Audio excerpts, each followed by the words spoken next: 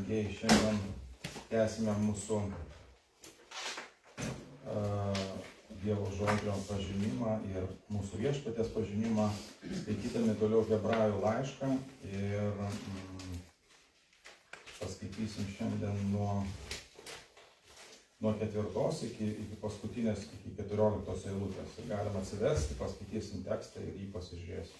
Iš tikrųjų, šiandien bus nemažai kalbėsim apie angelus. Aš nežinau, kiek jums teko girdėti pamokslą apie angelus, bet iš tikrųjų labai įdomu. Aš pradėjau gilintis tą temą, tai tikrai nemažai kalbam apie angelus yra. Ir galiu paminėti tik tai, kad, pavyzdžiui, Senam testamente yra net 108 nuorodos apie tai, kas yra angelai ir ką jie veikia, o Naujam testamente 165 nuorodos.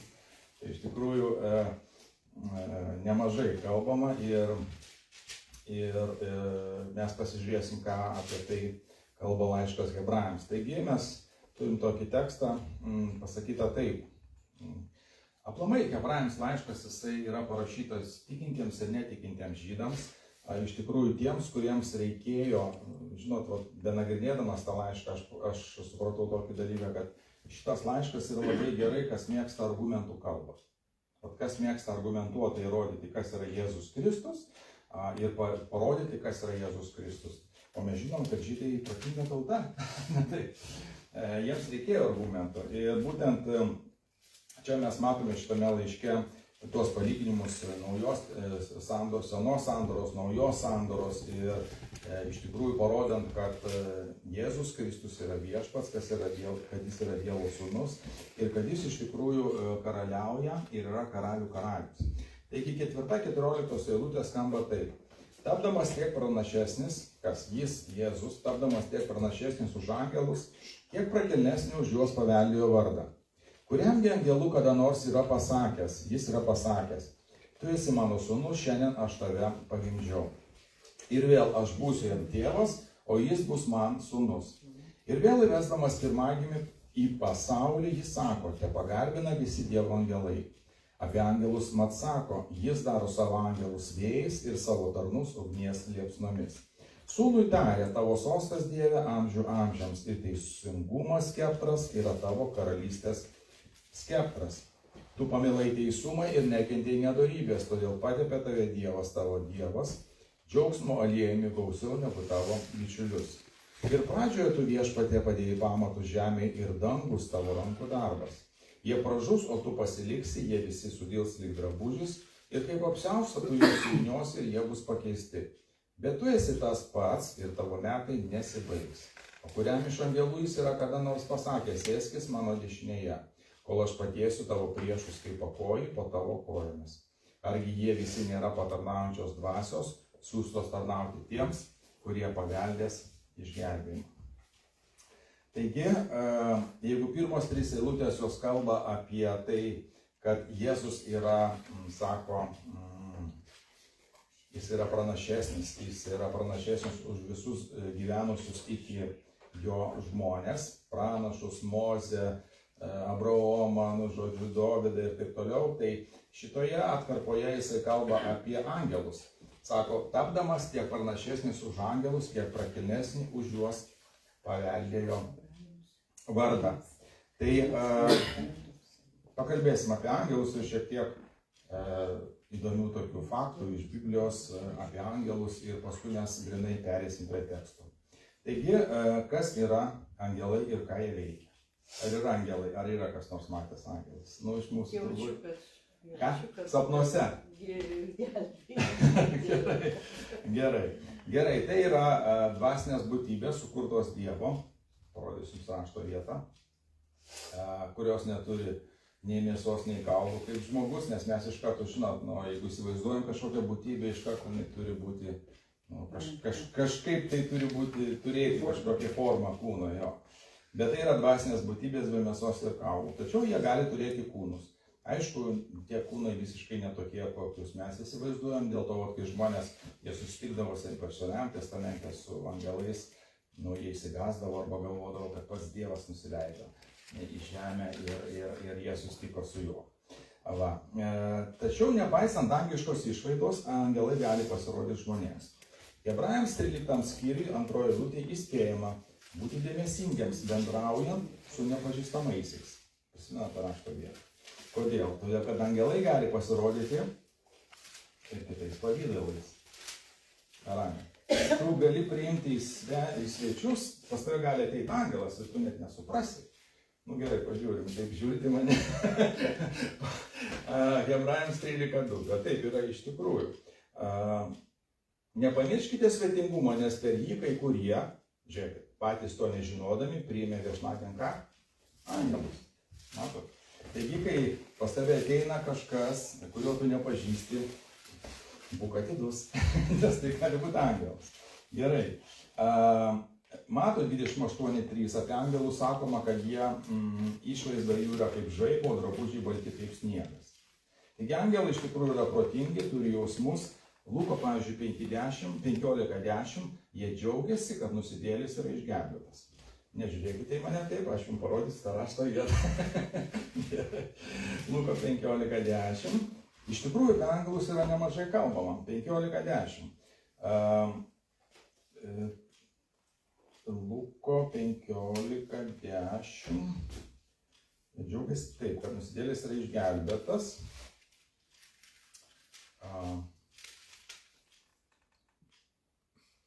Ne tą vietą užsirašiau, bet ten iš tikrųjų yra parašyta apie tai, kad angelai, jie džiaugiasi. 15:10. Jo, sakau jums, šitaip džiaugiasi Dievo angelai dėl vieno atgailaujančio nusidėjėlio. Matot? Angelai džiaugiasi dėl vieno atgailaujančio nusidėjėlio. Gerai. Einam toliau, kalbam apie angelus. Jo. Galatams laiške, žiūrėkit, koks dalykas yra parašytas. Jūs suprasite visą tai, ką aš dabar kalbu, kai mes perėsim prie šito teksto. Kodėl šitos dalykus paėmė? Todėl, kad, pavyzdžiui, Galatams 1:8 yra pasakyta taip. Angelai gali kalbėti su žmonėmis ir žmonės, žiūrėkit, bet nors mes patys ar angelas iš dangaus jums skelbtų kitokią evangeliją, nei tą, kurį jums paskelbėme, tegu neprakeiktas. Kitais žodžiais tariant, sako apaštalas Paulius, šitam Galatams laiške, jisai sako, žiūrėk, jeigu jūs išgirsite, kad net pats angelas atėjo ir jums paskelbė kitokią evangeliją, kurią mes paskelbėm, tegu neprakeiktas. Mato 22, 28, 30 mes skaitom, angelai nesituokė ir nesusilaukė palikuonių. Jie nesituokė ir nesusilaukė palikuonių. Kolosiečiams 1:16-17 visi angelai buvo sukurti vienu metu ir jie yra unikalūs individai. Angelai nepavaldus mirčiai. Nei vienas angelas nemirė, nei vienas angelas jų neatsirado nei daugiau, nei mažiau. Kiek Dievas jų sukūrė, tiek jų ir yra. Trečdalis jų puolė, Apreiškimo 12:4. Ir jos egzistuoja, tie angelai egzistuoja kaip demoniškos dvasios. Visi angelai yra sukurti anksčiau negu žmonės. Tai prieš sukūrimą šito pasaulio buvo sukurti angelai ir žmonės, gyvybė ir žmonės buvo sukurti vėliau. Dabar, kiek yra angelų? Milijardai. Apreiškimo knygoje mes skaitome, kad iš tikrųjų, kai kalbame apie antrą Jėzaus ateimą ir kad pasakyta, jų buvo nepaprastai daug. Danieliaus knygoje mes irgi galim skaityti pranašo Danieliaus apie angelus, kad jų yra iš tikrųjų irgi nepaprastai daug. Dabar tie, kurie nežinome pagal švento rašto, kad trečdalis angelų jie buvo išmesti iš dangaus. Taigi yra 3 dangus. Pirmas dangus yra ten, kur yra Viešpaties sostas. Jį vadina pirmuoju arba trečiuoju, galima taip, tegul būna trečias. Dangus, kuriame gyvena Dievas, vadinamas trečiuoju. Antrasis dangus yra kosmosas, tai yra visa tai, ką nežiūrim pro teleskopą, už žemės ribų, o pirmasis dangus yra supa žemė. Turbūt sutiksite, kad angelai yra galingesni už žmonės, ypač tos, kurie puolė. Ar ne taip? Efeziečiams laiške mes skaitom tokį dalyką. Sako, mes kovojame ne su kūnu ir krauju, bet su blogio jėgomis ore. Kas tos blogio jėgos ore? Tai yra puolę angelai, su kuriais dvasiniai dalykai, su kuriais mes ir kovojame, Efeziečiams 6, 10 ir 13. Apsivilkite visais Dievo šarvais, nes mes gūvėmės ne su kūnu ir krauju, bet su puolusiais angelais. Angelai turi vardus, žinojat? Kaip žvaigždės turi, Dievas yra pavadinęs kiekvieną žvaigždę savo vardu, taip ir angelai turi vardus. Šventam rašte mes skaitom apie tokius 3 vardus – Mykolą, Gabrielių ir Liuciferį. Mykolas yra dangiškųjų armijų vadas, dažniausiai jis ateina į pagalbą, kai reikia kovoti ir kovoti stipriai. Gabrielius vadinamas galingoju, kuris irgi nepaprastai yra galingas. O Liuciferis, nesuklyskim, iš tikrųjų Liuciferis tai buvo šėtono vardas dar prieš nuopolį. Jis visą laiką turėjo tokį vardą. Tik vėliau jisai tapo šėtonu ir melo tėvu. Taigi, ką daro angelai? Angelai tarnauja Dievui ir vykdo jo įsakymus. Jie yra ir stebėtojai, ir dalyviai Dievo darbuose. Tai angelai tarnavo Jėzui Kristui, prisimenat, kai mes skaitom Luko, pavyzdžiui, 4 skyriui, kai Jėzus buvo paimtas į dykumą ir jis pasninkavo, meldėsi. Kas jam tarnavo? Kas jam patarnavo? Angelai patarnavo jam. Mes skaitom, kai baigėsi viskas, patarnavo jam angelai. Ką daro dar angelai? Angelai padeda Dievui atsakyti į mūsų maldas, gelbsti nuo pavojų, drąsina, saugo ir taip toliau. Patarnauja neišgelbėtiesiems, skelbdami ir vykdydami nuosprendį. Kitais žodžiais tariant, jie yra tarnai.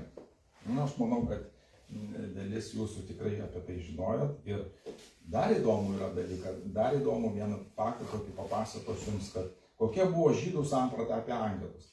Kodėlgi apaštalas, aš manau, kad tai teologai ginčiasi, bet aš manau, kad apaštalas Paulius parašė laišką Hebrajams, bet nuo 4 iki 14 eilutės, kodėl jis tiek daug kalba apie angelus ir lygina, kad Jėzus yra pranašesnis už angelus. Kodėl taip yra?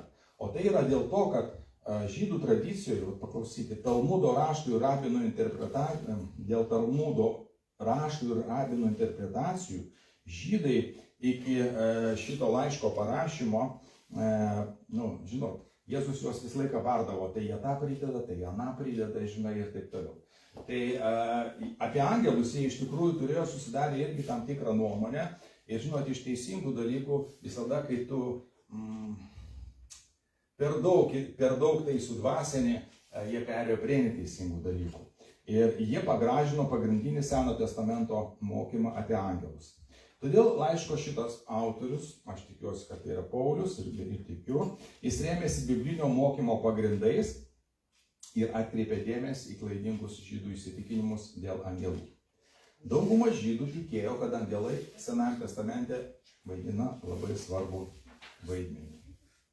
Jie gerbė šias būtybės, tikėjo, kad Dievas supa angelai ir kad angelai tarnauja kaip instrumentai, perduodantis žodį žmonijai ir įgyvendinantis Dievo valią visatoje. Klaidžiamokslis. Porą klaidžiamokslių iš Talmudo ir iš tų tradicijų, kurias turėjo žydai. Kai kurie žydai tikėjo, kad angelai veikia kaip Dievo senatas arba taryba. Čia yra iš tikrųjų istoriniai faktai. Ir kad Dievas nieko nedaro, nepasitaręs su jais. Jie paima tokią rašto vietą, pradžios 1.26, prisimint, kur pasakyta, mes padarykime žmogų pagal mūsų paveikslą, mes padarykime žmogų. Ir sakau, kai eina į kraštutinumus ir koncentruojasi ne į Mesiją, ne į Jėzų, tada vyksta visokiausi tokie dalykai, visokiausi neteisingi mokymai. Taigi jie galvojo, kad yra taryba ir pats Dievas, jisai su jais tarėsi ir galvojo, kaip čia ką padaryti. Kai kurie žydai tikėjo, kad grupė angelų priešinosi žmogaus sukūrimui ir buvo nedėlsiant sunaikinti. Žinojai, iki ko galima nuvažiuoti.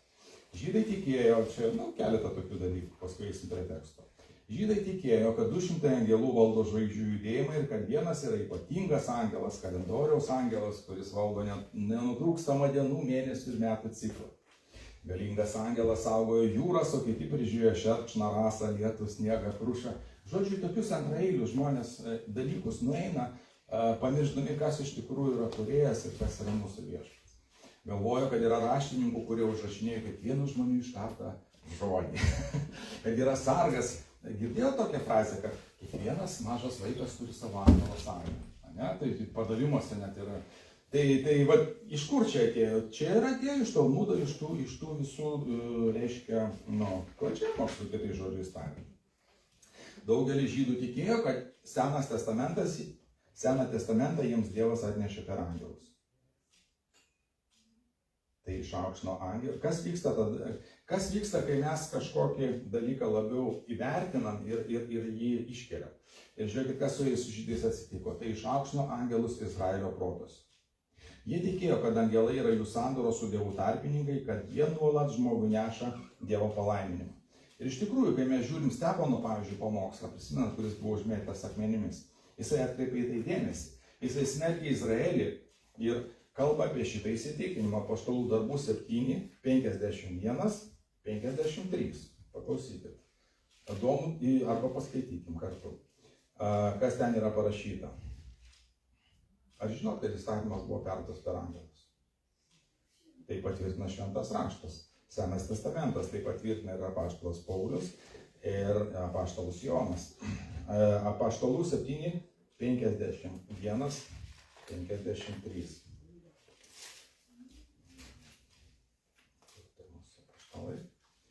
Kai buvo užmėtytas Steponas akmenimis, prieš užmėtant, jisai pasakė pamokslą, visą istoriją žydų tautos.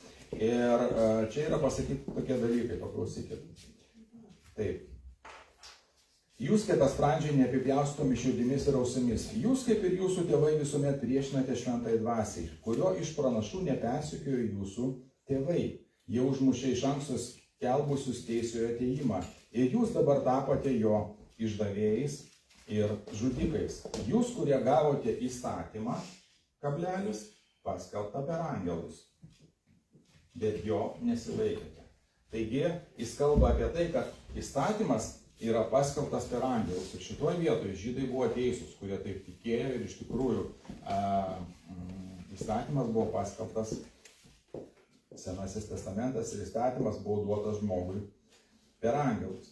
Žydai tai žinojo ir gerbė angelus. Kai kurie juos garbino. Šitą problemą labai įdomu yra turėjo Kolosų bažnyčia. Kolosų bažnyčiai buvo šita problema, nes tuo metu gnosticizmas, turbūt girdėjo tokį žodį, tai yra mitai, tai yra tokie dalykai, kai sudvasina tam tikrus dalykus, mitų visokiausių prikuria, jie buvo labai prieš krikščionis nusistatę. Ir jie būtent gnostikai įtraukė angelų garbinimą į savo kasdienybę. Ir Jėzų Kristų net pažemino iki angelų statuso. Dėl to kolosiečiams 2 skyriuje, 18 eilutėje, apaštalas Paulius labai aiškiai apie tai kalba, kalbėdamas apie angelus ir kalbėdamas apie tai, kad tikintieji pradėjo angelus gerbti, bet pradėjo juos garbinti. 2.18 sako taip. Niekas ten neatima jūsų atlygio, pamėgęs tariamą nusižeminimą ir angelų garbinimą. Matot? Ir angelų garbinimą. Pasinėrėsi tai, ko nėra matęs, be pagrindo pasipūtė savo kūniškais samprotavimais. Ir toliau sako, nesijungdamas su galva. O galva, mes žinom, kad yra mūsų viešpas Jėzus Kristus. Taigi, žinot, iš didelio rašto kartais galima išeiti iš krašto ir galima pradėti garbinti angelus. Ir prisimenat ne vienas atvejis, kai pas žmonės ateidavo angelai, ar jie matydavo šviesą, ar ateidavo pats angelas, jie krisdavo ir norėdavo jį pagarbinti. Ką angelas tada sakydavo? Sako, tu taip nedaryk, nes yra Dievas, kurį reikia garbinti, manęs nereikia garbinti, aš esu tik tai tarnas. Tai va, tai čia yra tokia priešistorija ir čia labai gražiai sakoma, man patinka, sako angelų garbinimą, pasinėrėsi tai, ko nėra matęs, bet pagrindo pasipūtė savo kūniškais samprotavimais ir kalba apie tariamą nusižeminimą. Žmonės galvoja, kad jeigu jie pripasakos apie angelus krūvą pamokslų ir kokie jie yra šaunuoliai ir taip toliau, jie bus dvasingesni. Taip, mums reikia žinoti tam tikrus dalykus, tačiau reikia, kad viskas būtų savo vietose, aš galvoju, ne taip. Juos gali gerbti, bet jų garbinti tikrai nereikia. Taigi žydų mąstyme, žydų, reiškia, kultūroje angelai buvo tikrai labai išaukštinti, nepaprastai svarbus. Ir čia yra būtent ta Hebrajams 1 skyriaus 4-14 eilutės pagrindinė idėja. Reikėjo autoriui parodyti, kad Jėzus Kristus yra pranašesnis ir prakilnesnis taip pat už angelus. Kodėl? Tai įsivaizduok.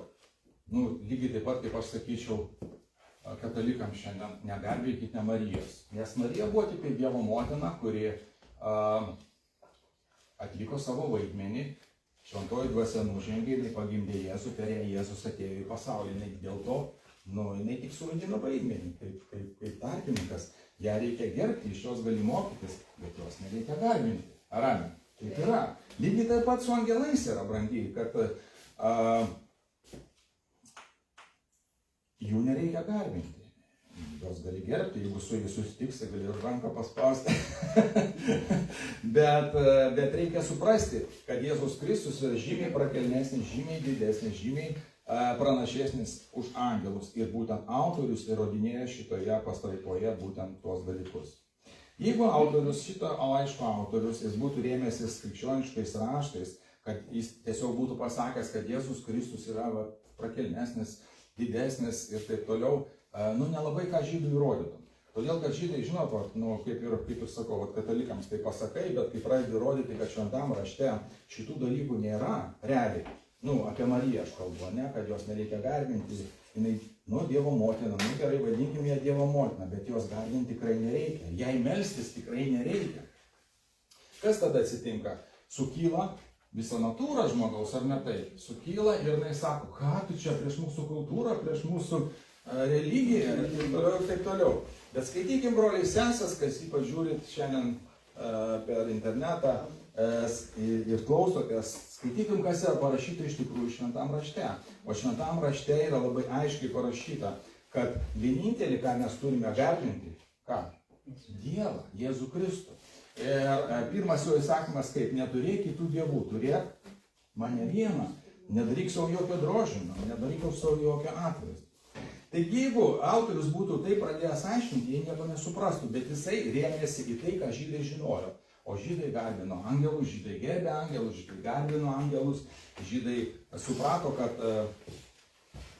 įstatymas atėjo ir viskas čia yra, sakysim, su įstatymu, kad įstatymas atėjo per angelus, jie buvo atnešti iš nuo Dievo sosto per angelus, tai yra tikra tiesa.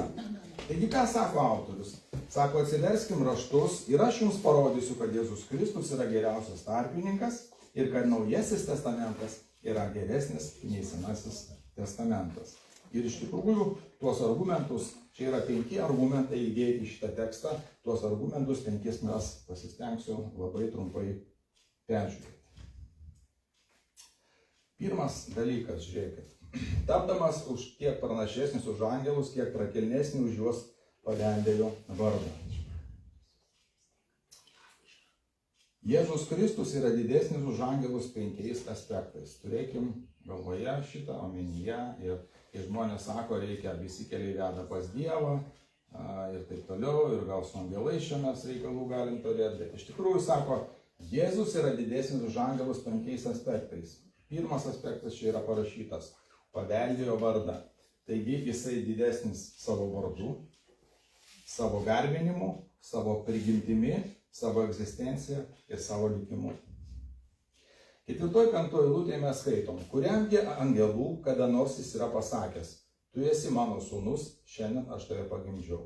Ir vėl aš jam būsiu tėvas, o jis bus man sūnus. Nežinau nė vienos rašto vietos, kur apie angelą būtų pasakyta, tu esi mano sūnus. Bet žydams čia yra labai didelis argumentas, kad jie jo negarbintų, kad nekviestų į tarybą, kaip sakiau, kažkokį pasitarimų kambarį. Ne, tikrai, Dievas duoda nurodymus ir angelai jo klauso. Angelai tam yra ir sukurti, ir sutverti. Taigi pirmas, Jėzus Kristus turi aukštesnį titulą, šlovingesnį vardą. Tu esi mano sūnus, sako mūsų viešpats. Tu esi mano sūnus, tai yra Dievo žodžiai. Dabar,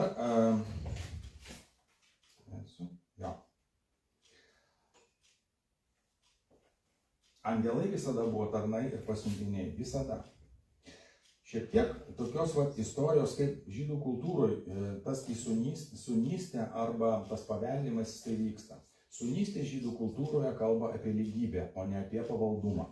Ir kai žmonės skaito tekstą, ir, pavyzdžiui, Jokūbo, kai kurie tekstai nėra visai tiksliai išversti ir būtinai reikia žiūrėti originalus, kai mes skaitome švento rašto.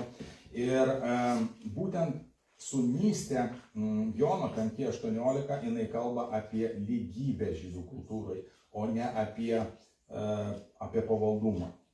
Tai,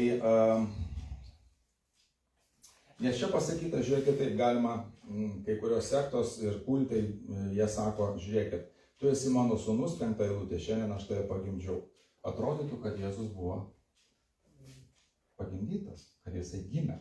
Ir iš tikrųjų, koks tau pirmas yra galvoje tas vaizdinys, kai aš girdžiu, kad, pavyzdžiui, jis yra mano sūnus, nu, tai mes jį su žmona pagimdėm, Dievas mums davė jį, taip? Ir taip mums atrodo, ne, kad tai yra, jisai gimė. Bet aš jums per šventą raštą ir būtent autorius jisai per šventą raštą, būtent per Seną testamentą, jisai jiems parodo, kad Jėzus Kristus buvo nuo pradžios. Pradžioje buvo kas? Žodis. Žodis buvo pas Dievą. Ir žodis buvo Dievas. Jis tapo kūno ir gyveno tarp mūsų. Apie ką kalba eina? Apie Jėzų Kristų. Tai iš tikrųjų jisai buvo dar iki angelų sukūrimo. Taigi, gimimas paprastai reiškia asmens kilmę. Pirmame amžiuje žydų titulo sūnus galėjo būti lygybė su tėvu.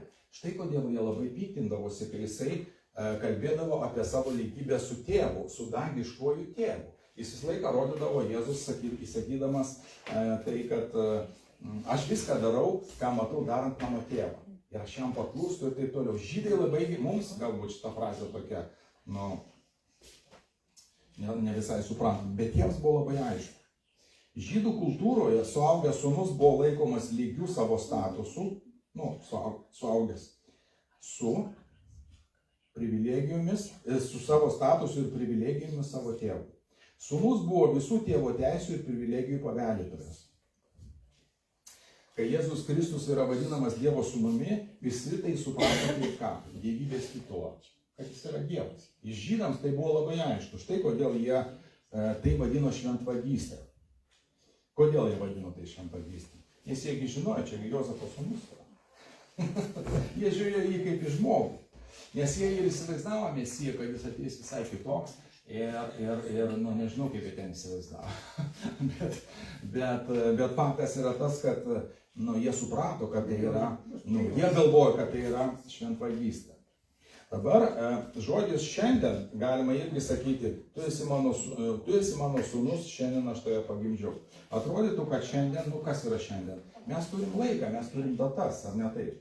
Mes turim laikus. Ir atrodytų, šiandien, mano sūnui buvo 30 metų, 30 dieną, jisai gimė, mes jo laukėme ir taip. Aš žinau, kokią jis dieną gimė. O kada, kai kurie sako, tai sako, jeigu pagimdžiau dar šiandien, tai yra tiksli data nustatyta.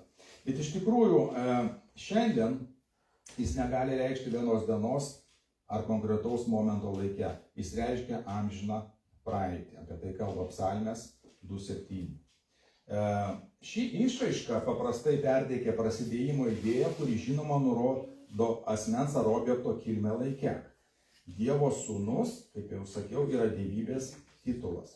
Nes 8 eilutėje pasakyta taip, pas sūnui tarė, kas tarė? Dievas tarė, tavo sostas, o Dieve, amžių amžiams ir teisingumo skeptras yra tavo karalystės skeptras. Kitais žodžiais tariant, pats Dievas jį pripažįsta Dievu. Pats tėvas jį pripažįsta Dievu. Ir tai labai yra gerai suprasti, mes kaip pagonys, ar ne, įtikėję, mes suprantam šitą dalyką, bet žydams tai buvo labai labai svarus argumentas. Ką mes skaitome Jono 3:16, 3:18, mes skaitom, Dievas taip pamilo pasaulį, kad atidavė ką? Viengimį sūnų. Žodis viengimis reiškia vienas toks, nėra jokio kito. Viengimis, jisai reiškia vienas toks. Jėzus Kristus yra aukštesnis už angelus, ir turi tą pačią esmę kaip ir tėvas. Štai kur yra esmė. Prisimenat, kai Dievas kūrė gyvūnus pagal kilmę. Sako, žolės ir visi kiti dalykai, kurie, sakysim, žaluma, jie bus vienos kilmės. Gyvūnai irgi ten vienos kilmės, skirtingos rūšys, bet vienos kilmės. Tai jeigu žiūrėti jau filosofiškai, ne teologiškai, tai iš tikrųjų Jėzus ir tėvas yra vienos kilmės ir žydams tai yra labai svarus argumentas. Jėzaus Kristaus vardas mums pasako, kas jis yra, o ne iš kur jis atėjo. Kad jis nėra gimęs, bet sako, iš kur jis atėjo. Taigi jisai turi tą patį identitetą, kaip ir jo tėvas. Dabar toliau. Antras argumentas žydams. Žiūrėkite. Sako taip.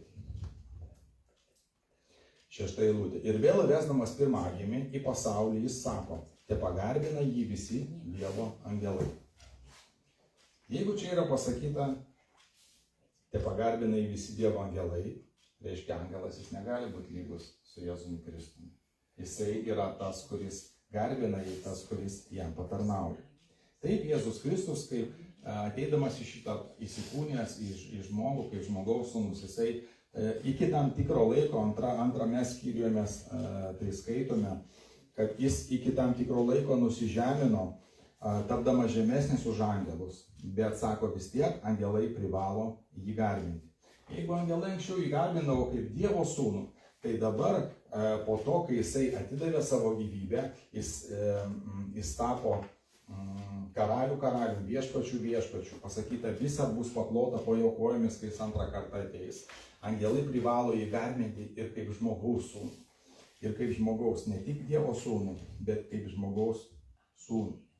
Taigi, jei angelai turi jį garbinti, tai jis yra didesnis už juos. O jei jis didesnis už juos, tai jo sandora yra didesnė už tą, kurią jie atnešė. Naujoji sandora didesnė už senąją sandorą, už tai, už įstatymą. Ar sudėtingai? Manau, kad paprastai, ne? Dabar, net psalmės yra pasakyta, tegul visi Dievo angelai jį garbina, Jėzų garbina, psalmės 97:7. Žydai neturėjo nustebti, kai girdėjo šitos žodžius. Angelai garbino Jėzų Kristų visą savo egzistavimą, bet prieš jo įsikūnymą jie garbino, kaip sakiau, jį kaip Dievą ir kaip Dievo sūnų. Garbinti bet ką, išskyrus Dievą, ką mums sako šventas raštas, yra nuodėmė. Ar taip? Tai yra nuodėmė. Jei pats Dievas sako, kad angelai turėtų garbinti sūnų, tai sūnus turi būti kas? Dievas. Ar ne taip? Nes nieko kito garbinti negali. Nes jeigu garbini kažką kito, tai yra nuodėmė. Kitais žodžiais tariant, jis yra pagrindinis, jis yra pirmagimis. Ir būtent pirmagimis jis yra taip pat ir bažnyčios galva, ką kalba taip pat laiškas Kolosiečiams, ką skaičiau 1:18 eilutė. 1:18 eilutė. Pirmagimis neturi nieko bendra su laiku. Mums yra toks įsivaizdavimas. Jeigu pirmagimis, aš laukiau savo pirmagimio vakar, šiandien pirmagimio jubiliejų. Aš laukiu to pirmagimio, bet kai kalbame apie Jėzų, jis neturi nieko bendra su laiku. Šis žodis žymi padėtį. Padėtį. Pirmagimis žymi padėtį. Prisimenate Senajame testamente, pavyzdžiui, pradžios knygoje 49:3, ką kalba apie Rubeną, Jokūbas. Rubenai sako, tu esi mano pirmagimis, tu esi mano stiprybė ir mano stiprybės pradžia. Didybė ir galybės didybė. Stiprybė, galia, orumas ir galia, štai ką reiškia būti pirmagimiu. Čia yra tos savybės, kurios duotos pirmagimiui. Šis žodis nurodo ne laiką, o teisę valdyti. Kitais žodžiais tariant, valdžią. Tai Jėzus Kristus jis turėjo valdžią ir angelai turėjo jį garbinti. Laikas bėga greitai. Mes tik du. Gerai. Dabar angelai, mes turim suprasti tokį dalyką. Nors jie mato Dievą, jie atlieka pavedimus Dievo, darbus, kuriuos Dievas jiems liepia padaryti, tačiau jie daug dalykų taip pat nesupranta. 1 Petro 1:12 sako taip. Jiems buvo pareikšta, kad ne savo, bet mums jie tarnavo tuo, ką jums dabar paskelbė, tai yra angelai ką paskelbė, kurie skelbė Evangeliją per šventąją dvasią pasiųstą iš dangaus, į ką trokšta pažvelgti ir angelai. Angelai žiūrėdami, kas vyksta šitoj žemėje, kad Jėzus atėjo, kad jisai įsikūnijo, raštas labai mums aiškiai sako, kad jie ne viską, nors jie labai protingi, bet jie ne viską suprato. Jie bandė suprasti tai, ko nebuvo galima suprasti, kol neatėjo Jėzus Kristus. Kol tavęs neapšviečia šventoji dvasia, tu švento rašto nesuprasi. Ar prisimena? Kas atgimsta iš naujo, jis pradeda suprasti šventąją raštą. Kodėl? Todėl, kad pats Dievas, pati šventoji dvasia, neapreiškia šito. Taip yra. Amen. Ir aš prisimenu, kaip pats pradėjau skaityti, būdamas dar netikintis, nuskaitau, galvoju, kas čia per tokias legendas, kažkokias pasakos ir taip. Tai va, tai lygiai taip pat yra su angelais, kad jie iš tikrųjų ne viską supranta ir pilnatvė visa pilnatvė atėjo tada, kai Jėzus Kristus atėjo iš tą žemę, mirė, prisikėlė ir sėdi Dievo Tėvo dešinėje. Dabar kalbam toliau apie prigimtį, 7 eilutė. Apie angelus mat sako, jis daro savo angelus vėjais ir savo tarnus ugnies liepsnomis. Taigi yra didelis skirtumas tarp, čia yra argumentų kalba mes kalbam, skirtumas tarp angelų prigimties ir Jėzaus Kristaus prigimties. Tas žodis daro, jisai verčiamas kaip žodis kurti.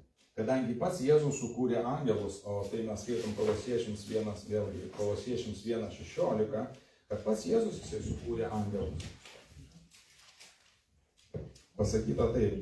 Nes jame yra sutverta visa, kas yra danguje ir žemėje, kas regima ir neregima.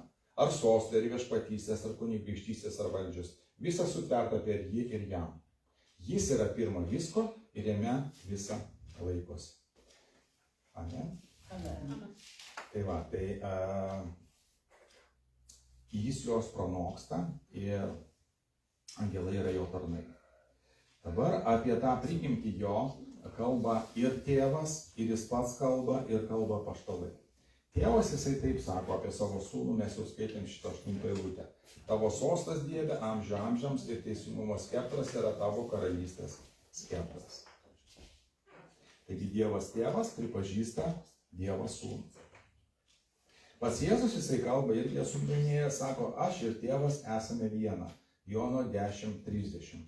Ir žydų vadovai gerai suprato šitą teiginį, todėl jie sakė taip, ne už gerą darbą užmėtysime tave akmenimis, bet už šventvagystę, kadangi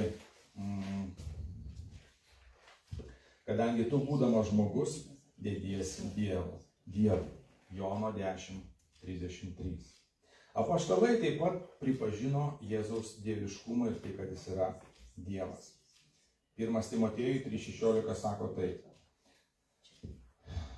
Ir neabejotinai didelė yra dievotumo paslaptis. Dievas buvo pareikštas kūne, apie ką kalba apie Jėzų, ar ne taip? Išteisintas dvasioje, matomas angelų, paskelbtas pagonims, įtikėtas pasaulyje, paimtas iš to. 1 Timotiejui 3:16. Taigi Jėzus Kristus yra Dievas. Dabar, kai mes skaitom toliau, sako, tavo karalystės skeptras yra kas? Teisingumo skeptras. Mūsų viešpats, Jėzus Kristus, jis nekenčia nedorybės, jis nekenčia nuodėmės. Ir žinot, kai yra tikra meilė Dievui, tai bus ir visiška meilė, čia tokia pamoka ir mums, teisumui ir visiška neapykanta nuodėmei. Kuo labiau tampame panašus į Jėzų Kristų, tuo labiau neapkenčiame ko?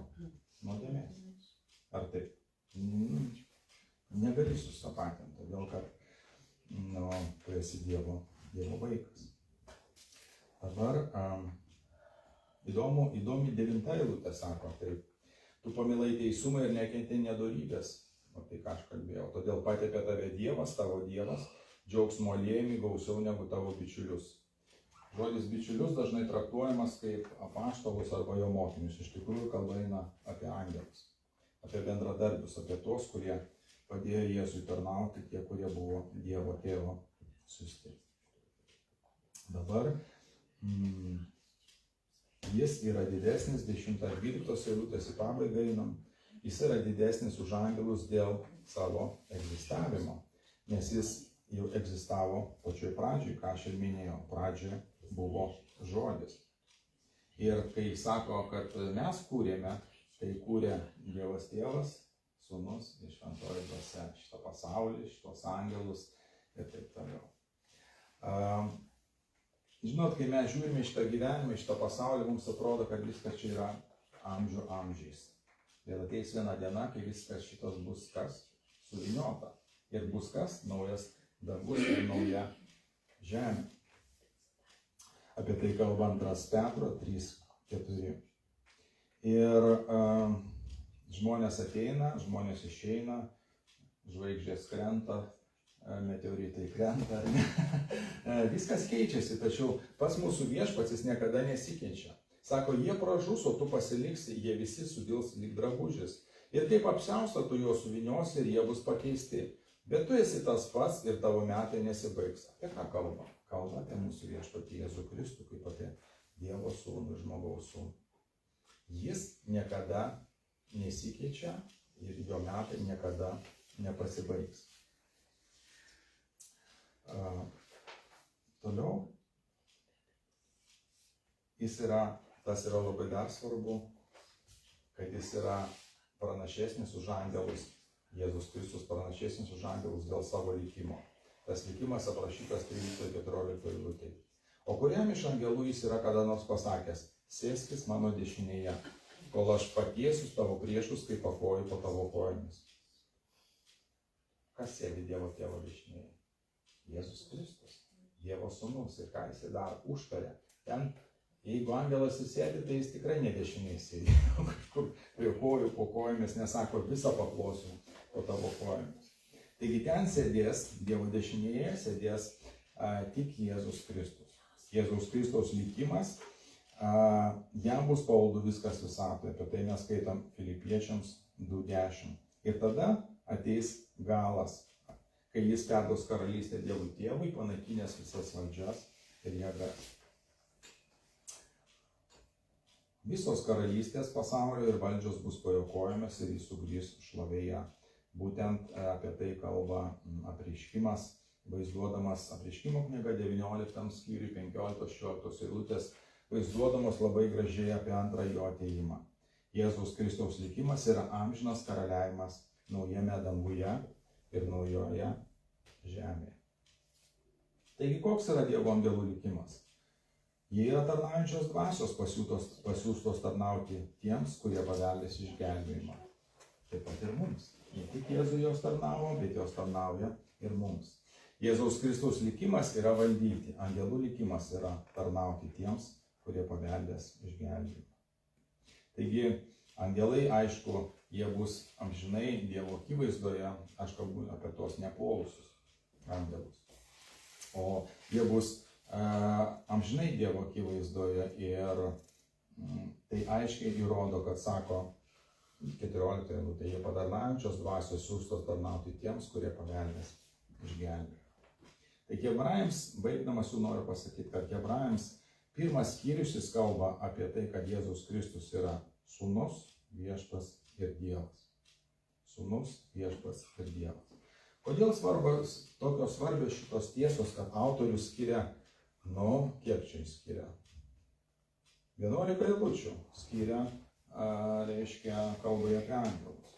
Todėl, kad jeigu pagalvokim tokį dalyką, jeigu Dievas tikėjosi teigiamo atsakymo, kai buvo duotas įstatymas, prisimint, ko jis tikėjosi, kad žmonės eis paskui Dievą, kad žmonės seks Dievu, kad žmonės tarnaus Dievui, kad žmonės mylės Dievą visą savo širdimi. Tai sako, kokio atsako Dievas tikisi per Jėzaus Kristaus duotą evangeliją. Nes Jėzus Kristus, kai jisai skelbdavo Dievo karalystę, jisai vis laik sakydavo, štai prisiartino prie jūsų kas? Dievo karalystė. Priimkite, sako, mane ir jūs regėsite. Tėvą, kurio tai troško pažinti mokiniai, sako, pažinkite mane, nepažinkite, koks aš esu ir jūs suprasite ir pažinsite, koks yra Dievas. Nes Dievo Tėvo nieks niekada nėra matęs. bet mes jį pažįstame per ką? Per Sūnų Jėzų Kristų. Štai kodėl tie yra 5 argumentai, kodėl Jėzus yra pranašesnis, jeigu pirmas 3 eilutės prieš žmonės, tai štai kodėl jis yra pranašesnis prieš angelus. Taigi savo vardu, garbinimu, prigimtimi, egzistencija ir savo likimu. Amen? Amen. Taigi Viešpatie, mes tikrai dėkojame tau, brangus Dieve, už tavo žodį, už tai, kad tu iš tikrųjų padedi mums studijuoti šventą raštą. Ir šitas tekstas, kurį mes šiandien žiūrėjome, šiandien nagrinėjame, tai jisai yra apie tai, argumentų kalba, būtent žydams parašytas, hebrajams parašytas, kad jie iš tikrųjų suprastų, kad Jėzus Kristus yra Dievo sūnus, kad jis nėra žemesnis už angelus, kad jis nėra kaip angelas, nėra kaip pranašas, jis yra Dievas, kurį tie patys angelai, apie kuriuos čia parašyta, jie garbino jį, jie lenkėsi jam, jie tarnavo jam.